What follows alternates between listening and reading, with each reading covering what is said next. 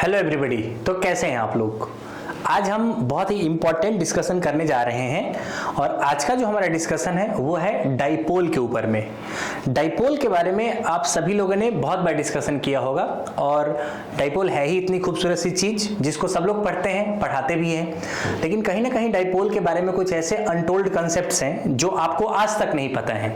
हाँ, मैं ऐसा नहीं कहता कि किसी को नहीं पता है, बट मेजॉरिटी ऑफ द बच्चों को ये कॉन्सेप्ट्स बिल्कुल भी नहीं पता है। इसका लॉजिक क्या है, इस पे थोड़ा सा चर्चा करने की कोशिश हम करते हैं। ठीक है, एग्जैक्टली में डाइपोल क्या है शुरू करते हैं। आइए, तो मेरा नाम है आलोक शंकर और हम और आप एक दूसरे के साथ मिलके डिस्कस करने जा रहे हैं डाइपोल। अगर आप डाइपोल के बारे में बहुत ही सिंपल सा डिस्कशन करेंगे ना, तो सबसे पहले कहीं से भी डाइपोल शुरू करेंगे ना तो एक ही प्रॉब्लम लोग एड्रेस करते हैं कि डाइपोल का मतलब होता है दो पोल, और दो पोल का मतलब कि अगर हमारे पास एक निगेटिव चार्ज है और अगर हमारे पास एक पॉजिटिव चार्ज है, दोनों के दोनों चार्ज सिस्टम इकट्ठे मिलके एक डाइपोल बना लेते हैं। हाँ या ना, एक negative charge and one positive charge both makes a dipole. अगर इनके बीच का कोई डिस्टेंस है, लेट अस सपोज कि let us take a distance 12, तो यहाँ पे लोग एक नया टर्म डिफाइन करते हैं, that is simply dipole moment. और डाइपोल मोमेंट का जो मैग्नीट्यूड होता है वो होता है चार्ज इनटू इनके बीच का distance. This is very simple. हाँ, मुझे भी कोई दिक्कत नहीं है इस तरह की बातों में, बट मेरा प्रॉब्लम और मेरा आज का पॉइंट ऑफ डिस्कशन ये नहीं है कि डाइपोल क्या होता है। क्या सच में डाइपोल माइनस क्यू और प्लस क्यू का होता है? क्या हम सिर्फ और सिर्फ डाइपोल मोमेंट तभी निकाल सकते हैं जब हमारे पास माइनस क्यू और प्लस क्यू हो, मतलब इक्वल चार्जेस हो मैग्नीट्यूड में और अपोजिट हो नेचर में? If I have q and 2q then are we able to find the dipole moment or not? अगर हमारे पास नेट चार्ज जो है डाइपोल पे वो जीरो नहीं है तो क्या हम डाइपोल मोमेंट को निकाल सकते हैं या नहीं निकाल सकते हैं? ये पूरा डिस्कशन शुरू कहां से होता है इसकी तह तक जाने की कोशिश करते हैं। ठीक है, चलिए। तो अगर आप बहुत ध्यान से देखेंगे तो लेट अस टेक कि मैंने यहां पे एक आपके लिए लेट अस सपोज कि मैं यहां पे ये देखिए एक मैंने यहां पे एक्सिस ले लिया और ये ऑरिजिन है O। अगर मैं बोलूं कि हमारे पास यहाँ पे कोई चार्ज है, लेट अस सपोज करिए Q1, यहाँ पे कोई चार्ज है लेट अस सपोज Q2, यहाँ पे कोई चार्ज है Q3, यहाँ पे कोई चार्ज है Q4, इसी तरीके से आप बहुत सारे चार्जेस ले सकते हैं। Qn तक आप चार्ज ले लीजिए, कोई दिक्कत की बात नहीं है। एंड द रेस्पेक्टिव डिस्टेंस की बात करेंगे तो अगर मैं बोलता हूँ कि यहाँ तक का डिस्टेंस है R4, यहाँ से यहाँ का डिस्टेंस है R3, यहाँ से यहाँ का डिस्टेंस है R2 और यहाँ से यहाँ का डिस्टेंस आपके पास R1। आप सबको पता है कि ये जो डिस्टेंस मैंने अभी लिखा है R1, R2, R3, R4, these all are the position vectors। ये सब क्या है, इस पर्टिकुलर पॉइंट के पोजीशन वेक्टर है। अगर ये 1 है, ये 2 है, ये 3 है और ये 4 है, तो इन सबके क्या है, ये पोजीशन वेक्टर है। बहुत ही सिंपल सी बात है। अब अगर आप बहुत ध्यान से देखेंगे कि ये पोजीशन वेक्टर कहते क्या है, तो यहाँ पे डाइपोल मोमेंट अगर हम निकालेंगे तो देखिए बहुत सिंपल तरीके से आप डाइपोल मोमेंट को इंट्रोड्यूस कर सकते हैं। और डाइपोल मोमेंट होता है simply Q1 into R1 vector plus Q2 into R2 vector plus Q3 into R3 vector plus dot dot dot dot plus Qn into Rn vector. मतलब जिनको लगता है कि डाइपोल मोमेंट सिर्फ और सिर्फ प्लस Q और माइनस Q का निकाला जाता है, दैट इज रॉन्ग। ये ऐसा सही नहीं है। यहाँ पे अगर मैं Q1, Q2, Q3, Q4 का डाइपोल मोमेंट निकालूं और हमारा ये क्या है, ऑरिजिन है जिसको मैंने अभी रेफरेंस लिया हुआ है, तो उस केस में हमने डाइपोल मोमेंट निकाला है Q1 R1 plus Q2 R2 and so on. Now the problem is कि अगर कोई बोलता है कि ये तो तब आपने लिया जब आपने O के रेस्पेक्ट में लिया है, क्योंकि जो डिस्टेंस आपने लिया है Q1 और Q2 का वो तो R1 और R2 है एंड द पोजीशन वेक्टर जो आपने लिया है वो ऑरिजिन के रेस्पेक्ट में लिया है। मैंने बोला बिल्कुल सही बात है, ऑरिजिन के रेस्पेक्ट में मैंने पोजीशन वेक्टर लिया है। अब सवाल ऐसा है कि अगर हम किसी और ऑरिजिन को चूज कर लेते हैं तो क्या हमारा डाइपोल मोमेंट अलग हो जाएगा क्या? Yes, good point. क्योंकि अगर आप ऐसा बोलना चाह रहे हो कि ये हमारा Q1 Q2 के रेस्पेक्ट में अगर मैं ऑरिजिन के रेस्पेक्ट में लेता हूं, ये डाइपोल मोमेंट का जो रेफरेंस पॉइंट है वो रेफरेंस पॉइंट हमने क्या लिया है, दैट इज सिंपली O लिया है। ऑरिजिन। पर अगर आप ऑरिजिन को चेंज कर देते हो, कहीं और रेफरेंस लेते हो, तो आपको जान के बेहद खुशी होगी कि R1, R2, R3, R4 भी क्या हो जाएगा, बदल जाएगा। तो उस केस में डाइपोल मोमेंट क्या बदल जाएगा, यस, उस केस में डाइपोल मोमेंट बदल जाएगा। तब तो ये यूनिवर्सल ही नहीं हुआ ना, नहीं, ये यूनिवर्सल है। थोड़ा देर में देखेंगे, हमको आपको बताएंगे। अगर यहाँ पे देखेंगे तो आप इसको ऐसा भी लिख सकते हो कि डाइपोल मोमेंट हो जाएगा QI इंटू RI, और आप बोल सकते हो कि ये जो I का जो वैल्यू आपके पास है वो 1 से लेके कहाँ तक ले लेंगे, N तक ले लेंगे, ठीक है। ये आपका आ जाएगा I equal to 1 to N। तो ये आप आसानी से बोल सकते हो, डाइपोल मोमेंट आप इसको बोल सकते हो। बहुत सिंपल सा डेफिनेशन मैंने यहाँ पे आपको बताया है। नाउ अब प्रॉब्लम ये है कि अगर मैं यहाँ पे ऑरिजिन चेंज कर देता हूँ, ऑरिजिन चेंज कैसे करूंगा, अब आप देखिएगा, मैं एक ही और लूंगा ताकि आपको कोई खास दिक्कत ना हो। ये देखिए, लेट अस सपोज कि मैंने बोला कि ये हमारा नया ऑरिजिन है, दिस इज सिंपली ओडेस।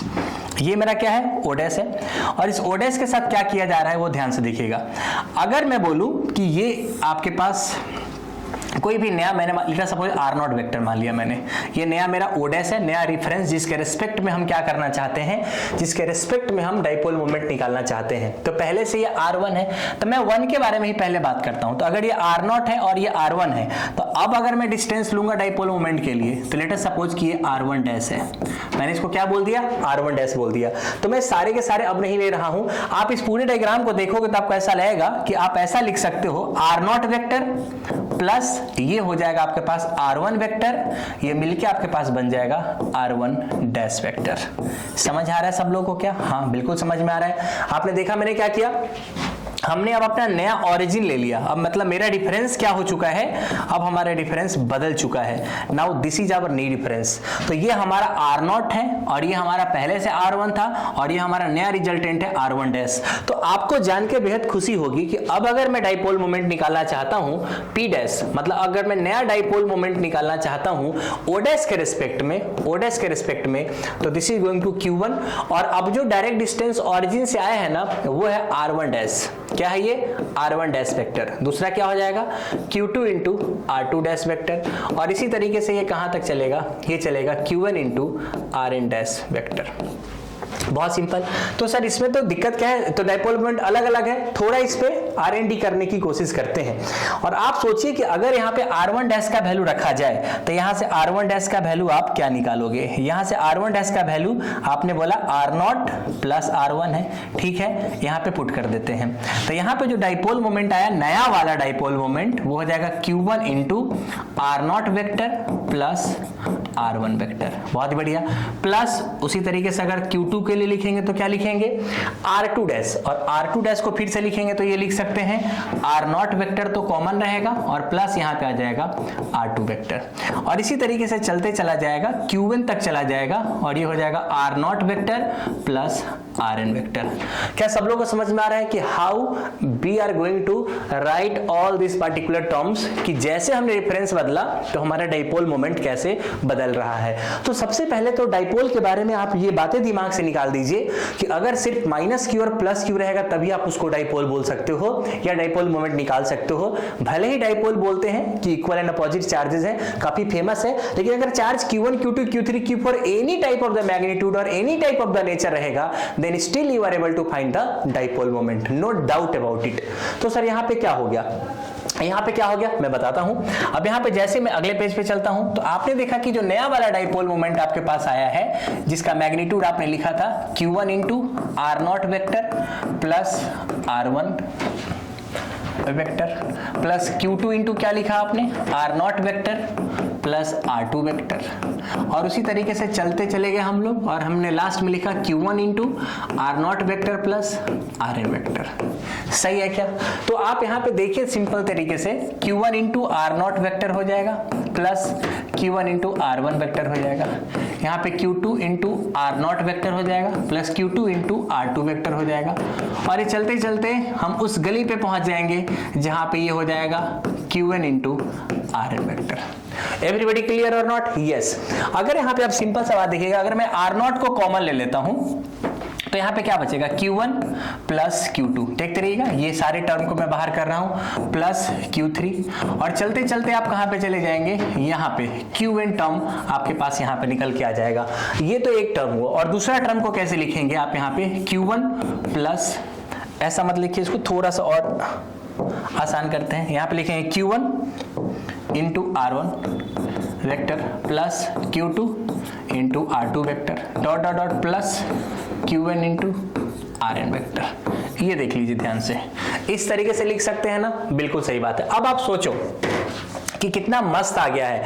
मस्त कैसे आ गया, आपने पिछला पेज पे मैं आपको ले चलूं तो आपको मैं दिखाऊं कि आपने देखा कि पहले जब मेरा O पे था रेफरेंस, तो आपका डाइपोल मोमेंट ये था, देखिए Q1 R1 plus Q2 R2 plus Q3 R3 और ये Qn Rn तक का था। जब आपने O डैश ऑरिजिन चेंज कर दिया, अपना रेफरेंस बदल दिया, तो ये आ गया Q1 R1 dash plus Q2 R2 dash and this one is the new dipole moment. लेकिन आपने ध्यान दिया कि जब मैंने नया डाइपोल मोमेंट निकाला तो ये पूरा का पूरा डाइपोल मोमेंट आ गया है। इस पूरे डायग्राम को देख के लगेगा अरे यार ये तो पहले जैसा ही था, this is the dipole moment about the origin. ये हमारा ऑरिजिन O के रेस्पेक्ट वाला डाइपोल मोमेंट था जो हमने सबसे पहले निकाला था Q1 R1 वाला। देखिए ध्यान से, Q1 R1 वाला समझ आ रहा है क्या? बिल्कुल समझ में आ रहा है। अब आप सोच के बताइए कि अगर यहाँ पे बहुत ध्यान से देखेंगे तो अब इस पूरे टर्म को थोड़ा प्यार भरी निगाहों से देखने की कोशिश करें, और ये आपको बहुत कुछ कहने की कोशिश करता है।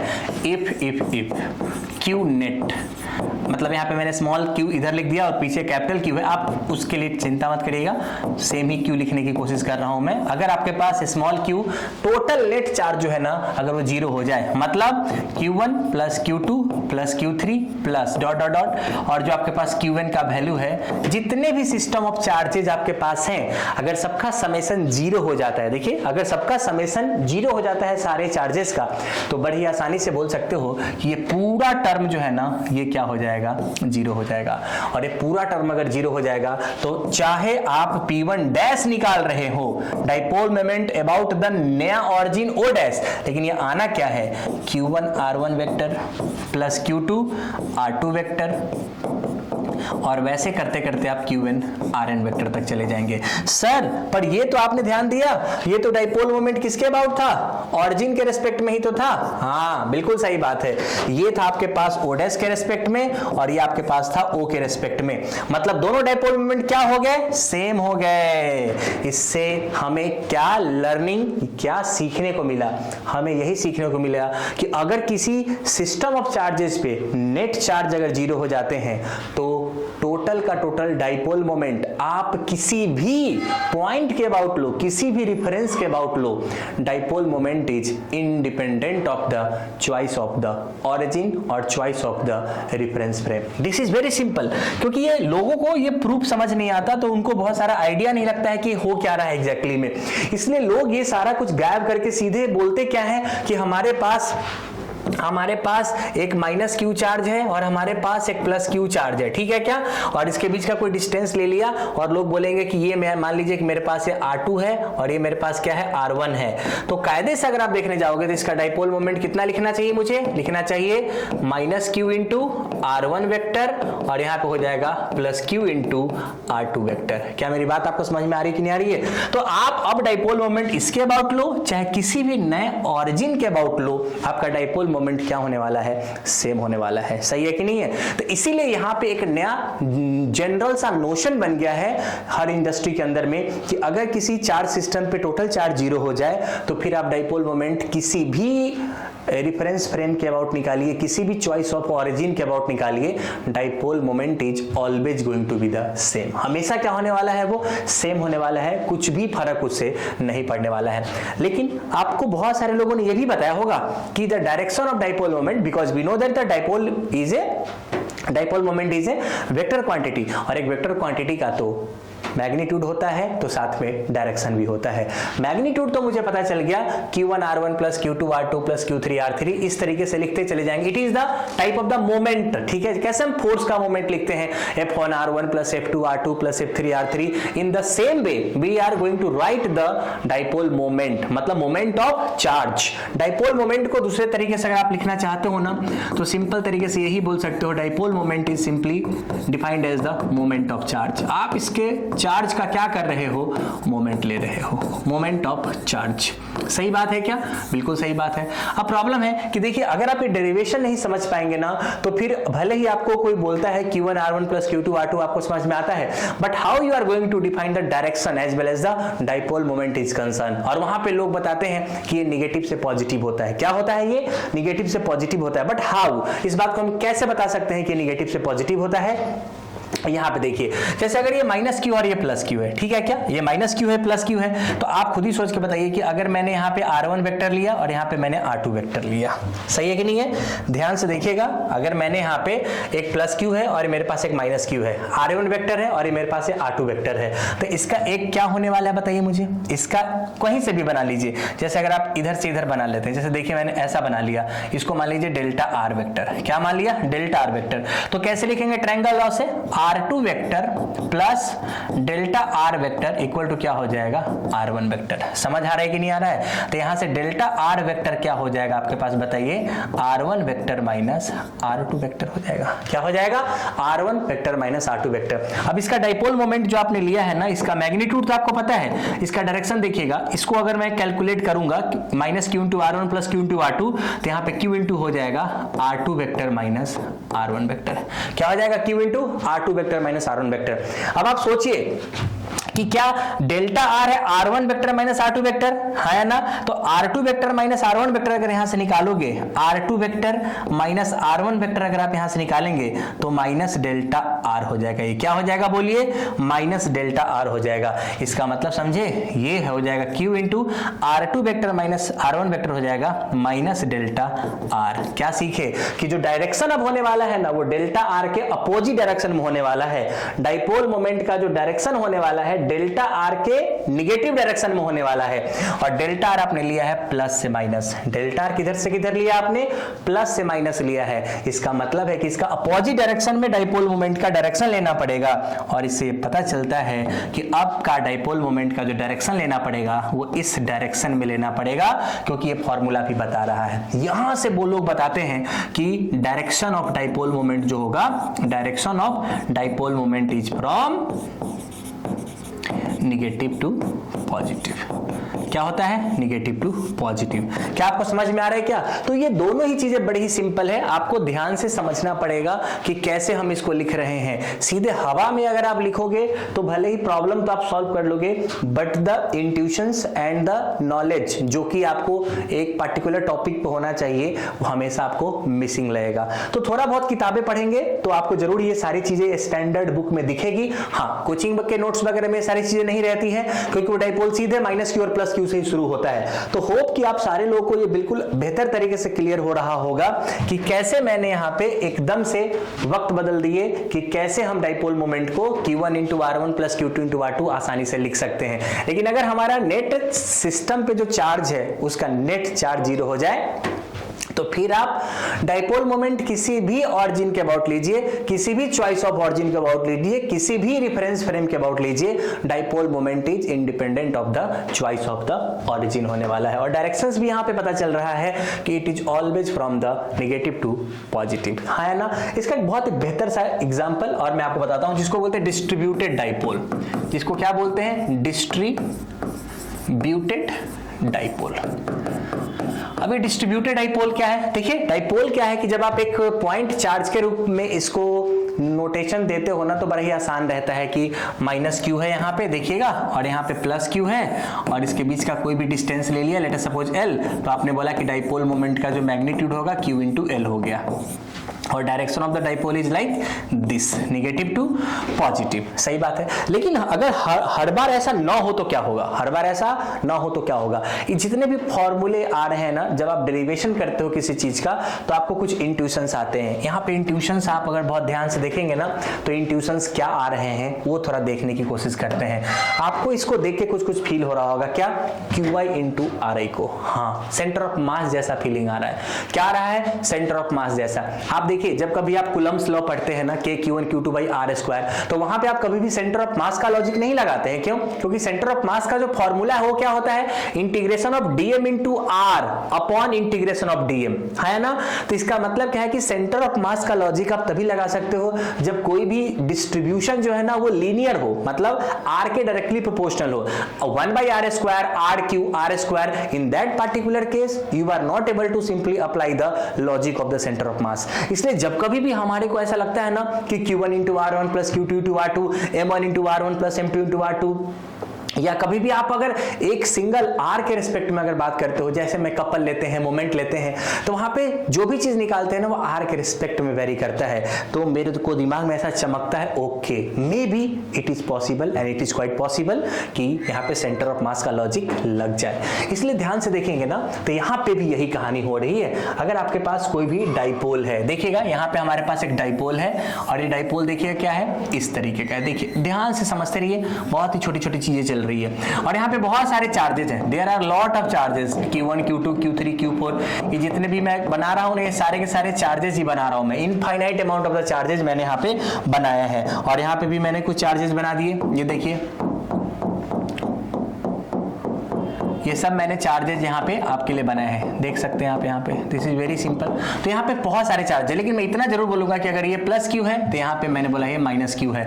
आप ऐसा मत समझिए कि this is a point charge, this is the combination of A multiple charges and the magnitude of all the charges is simply Q. This is also the combination of multiple charges and the total magnitude of all the charges is minus Q. ठीक है, इसके बीच का कुछ ना कुछ distance होगा। लेकिन सबसे पहले एक छोटी सी बात ये है कि मुझे पता है कि सिस्टम पे नेट चार्ज जीरो है। क्या इस सिस्टम पे नेट चार्ज जीरो है क्या? यस, इस सिस्टम पे नेट चार्ज क्या है? जीरो है। तो आप यहाँ पे मैंने क्या बोला कि पूरे लॉजिक को देखने के बाद मुझे पता है कि यहाँ पे सेंटर ऑफ मास का लॉजिक लगाया जा सकता है। ये पूरा चार्ज मान लीजिए कि ये अपने सेंटर ऑफ मास 1 पे है और यहाँ पे भी पूरा चार्ज को अगर मैं इसके सेंटर ऑफ मास 2 पे मानता हूँ, इसके बीच का डिस्टेंस अगर कुछ भी होगा, ठीक है कि नहीं है, तो यहाँ पे अगर आप सिंपली डाइपोल मोमेंट लिखोगे तो कुछ भी नहीं करना होगा, सिंपल जो Q इंटू हो जाएगा ये जो डिस्टेंस है इसका सेंटर ऑफ मास के 1 से लेके सेंटर ऑफ मास 2 के बीच में। तो डाइपोल मोमेंट के अंदर में आप आसानी से लॉजिक लगा सकते हैं किसका? सेंटर ऑफ मास का। क्यों? क्योंकि फॉर्मूले में दिख रहा है ये जितने सारे चार्जेस आपको दिख रहे हैं ना, Q1 Q2 Q3 बनाने के लिए मैंने बनाया नहीं है, लेकिन आप अगर मान लीजिए जैसे Q1 बोला मैंने, Q2 बोला मैंने, Q3 बोला मैंने, माइनस Q4 बोला मैंने, माइनस Q5 बोला मैंने, ये लॉट ऑफ चार्जेस, इस सारे चार्जेस का सेंटर पे हम अगर टोटल चार्ज को रख देंगे ना तो सेम ही कहानी आएगी। क्यों? बिकॉज अगर नेट चार्ज जीरो है, ये independent of the choice of the origin आपके पास होने वाला है। ठीक है, तो यहाँ पे भी अगर कभी भी आपके पास कोई भी डिस्ट्रीब्यूटेड डाइपोल रहता है तो उसका डाइपोल मोमेंट अगर आपको निकालना है, आपको कुछ नहीं करना है, दोनों के चार्जेस टोटल जीरो होने चाहिए और सेंटर ऑफ मास के बीच का डिस्टेंस लेके अगर उसके चार्ज से मल्टीप्लाई कर दिया जाए तो आपका टोटल का टोटल डाइपोल मोमेंट आ जाएगा। अब जैसे आप ध्यान से देखिएगा, जैसे अगर मैंने बोला कि हमारे पास एक रिंग है, ये बहुत ही फेमस सा सवाल है, हर जगह पे चलता है, हमारे पास एक रिंग है और इस पे मैंने बोल दिया कि हमारे पास प्लस प्लस चार्ज ऐसे बिछा हुआ है, पूरा का पूरा प्लस प्लस चार्ज बिछा हुआ है और यहाँ पे मैंने बोला ये प्लस क्यू चार्ज मैंने बोल दिया यहाँ पे।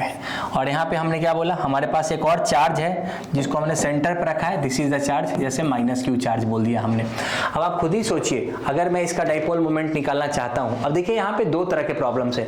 ये वाला चार्ज तो आपके पास कैसा है, ये वाला चार्ज तो आपके पास पॉइंट चार्ज है, but this is the distributed dipole, हमें कोई दिक्कत नहीं है। हमने बोला है अगर ये रिंग है, अगर ये क्या है, रिंग है, तो इसका मतलब है कि रिंग का सेंटर ऑफ मास होता है 2r/π पे। कितने पे होता है? 2r/π पे। तो इसका पूरा का पूरा जो सेंटर ऑफ डाइपोल होगा ना, ये C2 पे मान ले, ये यहीं पे होगा। अब तो खेल खत्म है, ये पूरा जो Q चार्ज फैला हुआ है ना, आपको ऐसा लगेगा कि यहाँ पे है। एग्जैक्टली सेम रिजल्ट आपको देगा, सेम इफेक्ट देगा। यहाँ पे अगर आप डाइपोल मोमेंट का मैग्नीट्यूड निकालेंगे, बड़े आसानी से बोल सकते हैं Q into Q into distance between centre of mass 1 और सेंटर ऑफ मास 2 का, मतलब Q इंटू, और देखिए इसके बीच का डिस्टेंस कितना हो गया है 2r बाई पाई, मतलब सिंपल एक लाइन में बता सकते हो 2rq divided by pi is the dipole moment and the directions of the dipole moment is simply upward, क्योंकि आपको पता है कि ये माइनस से प्लस की तरफ ये डाइपोल मोमेंट होने वाला है। क्या आसानी से समझ आ रहा है आप लोगों को? क्या तो डाइपोल मोमेंट जो है ना वो काफी बेहतरीन चीज है, आप कभी भी किसी भी तरीके के सवाल को बना सकते हो, क्योंकि this is all about the logic कि अगर आपको समझ में आ रहा है कि क्या हो रहा है तो आप बना सकते हो, अदरवाइज तो फिर तो टाइप ऑफ तो क्वेश्चन चलना ही है, इस टाइप के क्वेश्चन पढ़े तो बना दिया, उस टाइप के क्वेश्चन पढ़े तो बना दिया, कंसेप्ट्स नहीं है तो दिक्कत होगा। जैसे कि अगर मैं देखिए मैं इस सवाल को कैसे बहुत सारा ट्विस्ट करने की कोशिश करता हूं, जैसे मान लीजिए कि मेरे पास यहाँ पे एक हॉलो स्फीयर है, लेट अस सपोज कि हमारे पास एक हॉलो स्फीयर है, we have a hollow sphere, ठीक है क्या, और मैंने एक और बना दिया, ये कुछ ऐसा, ये देखिए एक दूसरा हॉलो स्फीयर मैंने और बना दिया, ठीक है ना। डायग्राम बहुत खूबसूरत नहीं है पर काम चला लीजिए, भावनाओं को समझिए। एक और हॉलो स्फीयर है आपके पास, दो हॉलो स्फीयर है और इसका रेडियस मान लीजिए कि r1 है और इसका रेडियस आपके पास क्या है r2 है। अब आप अगर बहुत ध्यान से देखेंगे तो मैंने बोला कि इस सब पे चार्ज फैला हुआ है, इस हॉलो स्फीयर पे प्लस क्यू चार्ज फैला हुआ है इस तरीके से, और अगर आप ऊपर वाले पे देखोगे ना वहां पे भी मैंने बोला कि कुछ चार्ज फैले हुए हैं, ये कुछ इस तरीके का है, प्लस ये सॉरी एक प्लस बनाते एक माइनस बनाना पड़ेगा मुझे, तो मैं यहाँ पे एक माइनस बना देता हूँ, ये देखिए, हाँ this is minus minus minus minus minus minus minus, और ये क्यू चार्ज है माइनस में और ये प्लस क्यू चार्ज है प्लस में। तो आप खुद ही सोचिए कि अगर इस तरीके का आपके पास एक हॉलो स्फीयर दिया गया है और अगर मैं पूछूं फाइंड द डाइपोल मोमेंट, मैंने बोला फाइंड द डाइपोल मोमेंट, आप अपने दिल पे हाथ रख के बोलिएगा और सच बोलिएगा कि अगर आज के पहले अगर आपको ये सवाल पूछा जाता तो are you in the position to solve this question? मुझे लगता है कि 2-4-5% हार्डली बच्चे होंगे जो इसको सॉल्व कर पाएंगे। ये वीडियो भी वही बच्चे देख पा रहे होंगे यहाँ तक जिन्होंने कभी कुछ पढ़ा होगा, अदरवाइज तो मैंने बोला मार्केट में यही सब चीजें चल रही है कि भैया तुम मुझे बस वो शॉर्ट ट्रिक बताओ, क्या 24 घंटे में कैसे जेई करें, तो वो मैगी बनाने वाला सिस्टम नहीं है, वो कारगर भी नहीं होने वाला है, वो सब ऐसे ही चल रहा है मार्केट में और आगे भी चलता ही रहेगा। अब आप खुद ही सोचिए कि अगर आपको सेंटर ऑफ मास का लॉजिक पता है कि आपने बोला है कि अगर आपके पास टोटल डाइपोल यहाँ पे माइनस क्यू चार्ज है टोटल और ये प्लस क्यू चार्ज है, net charge of the dipole अगर आपके पास 0 है, आपको सेंटर ऑफ मास का लॉजिक आसानी से लगाने आता है। सेंटर ऑफ मास का लॉजिक कैसे लगाएंगे? आपको पता है कि अगर आप कभी हॉलो स्फीयर का centre of mass find out करने की कोशिश करते हैं तो ये हो जाएगा r2/2, हाँ है ना। सेंटर ऑफ मास क्या होता है? अगर आप कभी सेंटर ऑफ मास देखेंगे हॉलो स्फीयर का तो r/2 होता है ना, और अगर आप यहां से देखेंगे बेस से तो यहां से आपके पास आ जाएगा ये सिंपल r1/2। सही है कि नहीं है? बिल्कुल सही है। अगर ये बिल्कुल सही है तो फिर आप बताइए मुझे, यहाँ पे एक चार्ज आप माइनस क्यू मान लेंगे और यहाँ पे एक चार्ज प्लस क्यू मान लेंगे, उसके रेस्पेक्टिव सेंटर पे मैंने उस चार्ज को क्या कर दिया है? डाल दिया है। अब जैसे ही डाल दिया अब तो बहुत ही आसान है, सिर्फ डोली उठने की देर है, और यहाँ पे डाइपोल मोमेंट एक लाइन में लिखेंगे, जो भी चार्ज है और उस बीच का डिस्टेंस, दोनों के बीच के सेंटर का डिस्टेंस क्या हो जाएगा? r1/2 plus r2/2 and the direction is like this way. Minus से प्लस की तरफ होगा कि नहीं होगा? बिल्कुल होगा। एक ही लाइन का सवाल है, देखने में ऐसा लग रहा होगा बाप रे कैसे होगा, कौन सा सेक्शन लेना पड़ेगा, थीटा पे जाके डी थीटा, क्या क्या बहुत सारे दिमाग में चीज आ सकती है और मुझे पता है आती है, लेकिन आपसे वो सवाल बनेगा नहीं क्योंकि काफी टफ हो जाएगा। अगर सिंपल मैथ से करने जाएंगे ना तो कान से धुआं निकल जाना है यहाँ पे, लेकिन आप देखोगे तो बहुत ही सिंपल तरीके से सवाल को क्या कर सकते हैं, आप बना सकते हैं। इसी तरीके के जितने भी अरेंजमेंट आपको लेने हैं ना ले सकते हैं। जैसे किसी ने बोला कि आज तुम्हारे भाई को मन किया है, इस तरीके का कोई सवाल है, देखिए ध्यान से। एक हमने यहाँ पे क्या ले लिया? कोण ले लिया, ठीक है, और इसका रेडियस मान लीजिए r1। ब्लू कलर बहुत मजा नहीं दे रहा है तो दूसरा चेंज करेंगे। और दूसरा सवाल मैंने फिर से बोला, एक और देखिए, ये देखिए दूसरा कोण मैंने ले लिया और इसका जो रेडियस मैंने ले लिया है मान लीजिए r2 ले लिया, ठीक है, अच्छा लग रहा होगा। इसका जो भी हाइट लेना है h1 ले लीजिए और यहाँ पे कुछ भी हाइट ले लीजिए h2। इन सब पे माइनस माइनस चार्ज फैला हुआ है पूरा, और यहाँ पे देख सकते हैं प्लस प्लस का चार्ज आपके पास फैला हुआ है। अगर ये सारे के सारे चार्जेस इस तरीके से फैले हैं और अगर मैं बोलूं कि बताइए सिंपल डाइपोल मोमेंट कितना होगा, मुझे लगता है कि अगर आपको सेंटर ऑफ मास का पता है यहाँ पे, तो पता है कि दोनों चार्जेस को उसके सेंटर ऑफ मास पे डाल देंगे और बस फिर तो लाइफ सेट है आपकी। मैं ये सवाल आप पे छोड़ता हूं, बस आपको थोड़ा डायग्राम दिखा देता हूं। अगर मान लीजिए इसका सेंटर ऑफ मास यहाँ पे होगा Cm1 और इसका सेंटर ऑफ मास यहाँ पे होगा Cm2, तो आपको यही बस लिखना है और यही बस लिखना है और फिर तो आपको पता है कि Q इंटू वो R of Cm1 into Cm2 कर देना है आप लोगों को। हाँ या ना? कैसा लगा आपको बताइए? क्या आप डाइपोल मोमेंट बड़े आसानी से निकाल पा रहे हैं? किसी भी तरीके का डिस्ट्रीब्यूटेड डाइपोल हो, पॉइंट चार्जेज हो, any type of the dipole, आप बड़े आसानी से क्या कर सकते हो, उस डाइपोल को कैलकुलेट कर सकते हो बिना किसी टेंशन के। बड़े इजी वे में आपके पास वो सारा कहानी आ जाने वाला है। जैसे अगर मैं आपको एक ट्रायंगल लेके दिखाऊं, ये प्रॉब्लम भी बहुत सारे सीट्स में आपको दिखते हैं। जैसे अगर आप देखिए यहाँ पे मेरे पास एक माइनस क्यू का चार्ज है और यहाँ पे मेरे पास एक माइनस क्यू का चार्ज है। ऐसा करते हैं, यहाँ पे माइनस क्यू और माइनस क्यू, ठीक है, चलेगा मुझे लगता है, और यहाँ पे एक प्लस 2q का चार्ज ले लेते हैं, ठीक है। अब आप मुझे बताइए कि अगर मैं इसका डाइपोल मोमेंट निकालना चाहता हूं तो डाइपोल मोमेंट कैसे निकालूंगा।